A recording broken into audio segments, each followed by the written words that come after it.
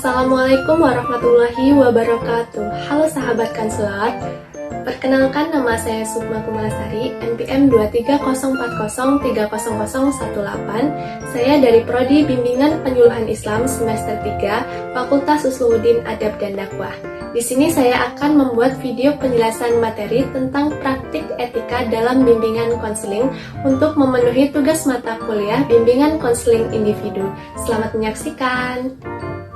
Etika dalam bimbingan konseling menjadi landasan utama yang harus dipatuhi agar proses konseling berjalan dengan baik dan menghasilkan manfaat yang maksimal bagi klien.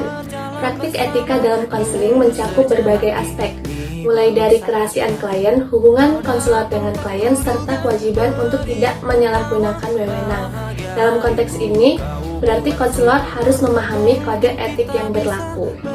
Nah, di sini saya akan menjelaskan 3 poin penting dalam praktik bimbingan konseling. Poin yang pertama yaitu pengertian etika konseling. Menurut etimologi, kata etika berasal dari bahasa Inggris etis yang berarti moral, akhlak, tingkah laku, dan kesusilaan.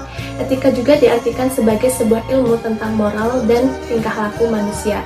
Etika menjadi hal yang penting dalam konseling karena etika menjadi acuan dalam memberikan layanan konseling. Jadi yang dimaksud dengan etika konseling ialah acuan moral bagi konselor untuk memberikan layanan dan konseling. Pada dasarnya, konselor merupakan profesi yang memiliki seperangkat aturan, nilai, dan moral yang harus diindahkan pada saat menjalankan tugas, yang bertujuan untuk menyelesaikan masalah si klien. Poin yang kedua yaitu prinsip-prinsip etika dalam konseling. Prinsip-prinsip etika dalam konseling meliputi beberapa aspek penting yang harus dipenuhi oleh konselor profesional. Yang pertama yaitu tanggung jawab. Artinya, konselor harus melakukan standar layanan profesi terbaik dan memprioritaskan kesejahteraan kliennya. Yang kedua, kompetensi. Seorang konselor harus memelihara standar kompetensi yang terbaik untuk memberikan layanan konseling yang berkualitas untuk klien. Yang ketiga, standar moral dan legal. Artinya, upaya konselor dalam menjaga kualitas layanan harus sesuai dengan hukum dan moral yang relevan. Yang keempat, kerahasiaan. Artinya, informasi klien harus dilindungi dari pihak yang tidak berkepentingan untuk menjaga privasi dan kepercayaan klien. Yang kelima, kesejahteraan klien. Artinya, konselor harus melindungi dan menjaga kesejahteraan klien. Poin yang ketiga yaitu standar profesional dalam praktik konseling individu. Praktik konseling individu memerlukan standar profesional yang tinggi untuk memastikan kualitas layanan dan kesejahteraan klien. Yang pertama, penerapan standar praktik. Penerapan standar praktik harus jelas dan terukur. Hal ini meliputi prosedur etika, yaitu seorang konselor harus mematuhi kode etik yang mengatur interaksi dengan klien, termasuk menjaga kerahasiaan dan kesejahteraan klien. Kemudian kompetensi, yaitu seorang konselor harus memiliki keterampilan dan pengetahuan yang memadai untuk memberikan layanan konseling yang terbaik dalam menjalankan tugasnya. Yang kedua, etika dalam konseling. Etika merupakan bagian integral atau yang tidak dapat dipisahkan dalam praktik konseling. Adapun prinsip yang harus dipegang oleh seorang konselor meliputi kerahasiaan. Artinya, seorang konselor wajib menjaga semua informasi yang diberikan oleh klien sebagai rahasia. Kemudian, keadilan.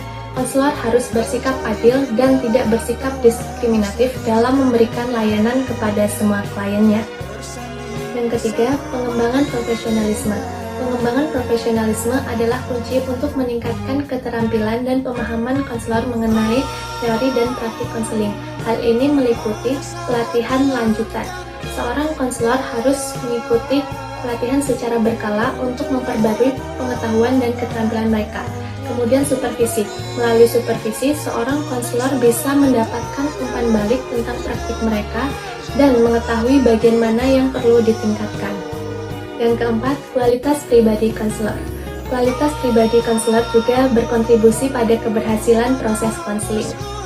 Adapun aspek penting dari kualitas pribadi konselor ini meliputi integritas, yaitu seorang konselor harus menunjukkan sifat dan stabilitas kepribadian yang kuat, serta membangun hubungan kepercayaan dengan orang lain. Kemudian empati dan perhatian.